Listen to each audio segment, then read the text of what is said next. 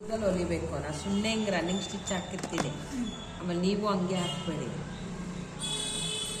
ನೋಡಿ, ಇಲ್ಲಿಗೆ ನಿಲ್ಲಿಸ್ಬೇಕು, ಗೊತ್ತಾಯ್ತಾ? ಇಲ್ಲಿವರೆಗೂ ಹೊಲ್ಕೊಬೇಕು.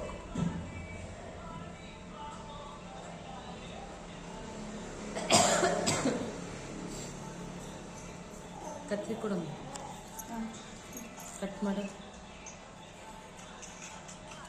ಈಗ ಹಿಂಗೆ ಹೊಲಿತೀರಲ್ವಾ ಅಮ್ಮ, ಹಿಂಗೆ ಹೊಲಿದ ತಕ್ಷಣ ಹಿಂಗೆ ಬರುತ್ತಲ್ವ ಅದು, ಇದನ್ನ ಏನು ಮಾಡ್ಬೇಕು ನೀವು, ಇಷ್ಟಕ್ಕೆ ಸ್ಟಾಪ್ ಮಾಡಬೇಕು, ಇಷ್ಟ ಮೇಲೆ ಹೊಲಿಬಾರ್ದು.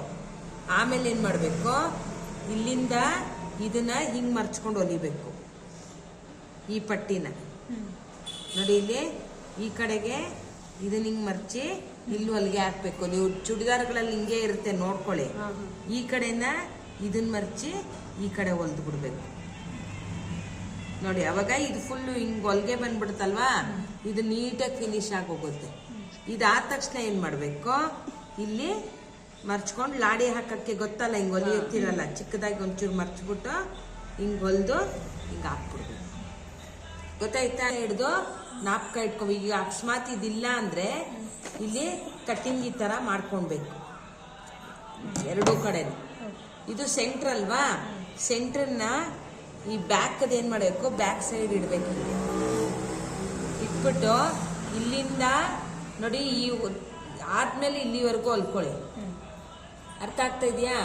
ಈ ತುದಿಯಿಂದ ಇಲ್ಲಿವರೆಗೂ ಹೊಲ್ಕೊಳ್ಳಿ. ಈ ತುದಿಯಿಂದ ಇಲ್ಲಿ ಮಾರ್ಕ್ ಹಾಕಿದ್ದೀನಿಲ್ಲ, ಅಲ್ಲಿಂದ ಒಂಚೂರು ಮುಂದಕ್ವರೆಗೂ ಹೊಲ್ಕೊಳ್ಳಿ.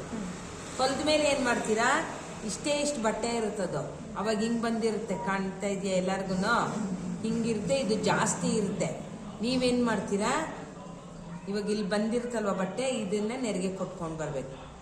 ಹಿಂಗೆ ಫುಲ್ಲು ಹಿಂಗೆ ಇಟ್ಕೊಂಡು ನೆರಿಗೆ ಕೊಟ್ಟಾಗ ಇದು ಸೆಂಟ್ರ್ ಕರೆಕ್ಟಾಗಿ ಕೂತ್ಕೊಬೇಕು.